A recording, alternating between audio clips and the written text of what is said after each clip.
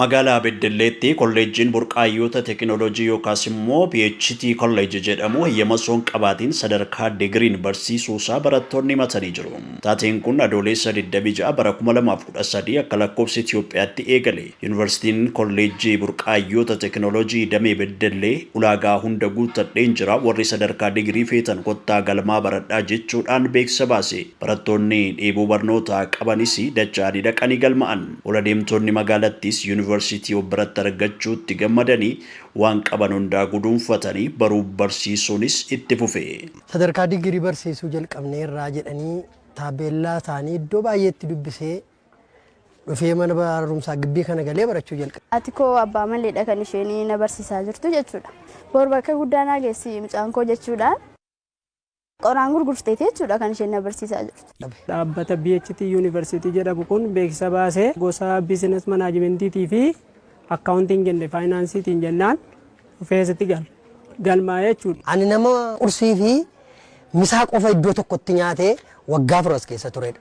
Kaan caammaa kun oleestiroo addabaabaayii irraa namaa xaragaa, kaan feerroo namaa micciiraa, kaan koshiinaa namaa keessa gugguufee barataa. Gabaasni OBN akka mul'isetti kolleejjiin burqaayyoota teekinooloojii hayyama digirii barsiisuu akka hin qabne oduun miliqxee ba'uu hordofee barattoonni rakkoo meeqa dandamatanii barachaa turan naasuutti galuu isaanii ibse. Gara kolleejjichaa deemanii yoo gaafatanis hayyamni xumuramaa jira callisaa baradhaa jechuun kitaaba guddaa itti argisiisaa goyoomsaa akka tures barattoonni kun boo'ichaan OBN itti himatan. Beekamtii qabdaa jennaan eeyyaan qaba gaaffii akkasimaaf olola bakkeerramaaf dhageessu zimmiidhaati barumsa keessan baradhaan hojjechaa ture abbaan dhaabbata kanaa. Ani kan inni ittiin barsiisuu danda'u kitaaba kana jedhee ayyama dhiisee kitaaba sana dardaree nutti agarsiise jechuudha. Guyyaa ta'e ammas dhiyeenya immoo ijoolleen shan wayii gaafa nu erginee jennu waraqata ta'e wayii itti argisiise eeyyama kun jedhee. Barattoonni dadhabbii guddaan barachaa jiran kun waa'ee kolleejjichaa baruuf jecha godinaatii haga ministeera barnootaatti deemuudhaafis dirqaman. Waajjirri garaagaraa ni nuffeera jechuudha. Waajjiraalee mootummaa kan ta'an hundayyuu as keessa deemnee waajjira baay'ee gaafanne. Hanga sadarkaa ministeera barnootaatti deemnee gaaffii kana jechuudha. Deebiin barattoonni argatan garuu kan rifaasisee fi hamilee isaanii cabse ta'uu barattoonni gaddaan himatanii jiru.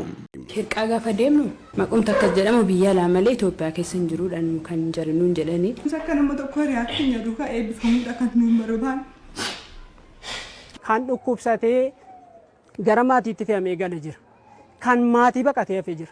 Abbaan qabeenyaa PHT kolleejjii damee Beddellee seenaa Tawaldeen hayyama digirii barsiisuu gaafatamanii deebii kan dhaban yoo ta'u barattoota kana gara Yuunivarsiitii Silken Vaaliitti geddaruuf ID qopheessee fi akka jiru ibsiyyuu malee Yuunivarsiitichis Yuunivarsiitiiwwan 86 dhiyeenya beekamtii dhorkaman keessaa tokko ta'uu barattoonni kun ibsatan. Kun ID isaaniiti.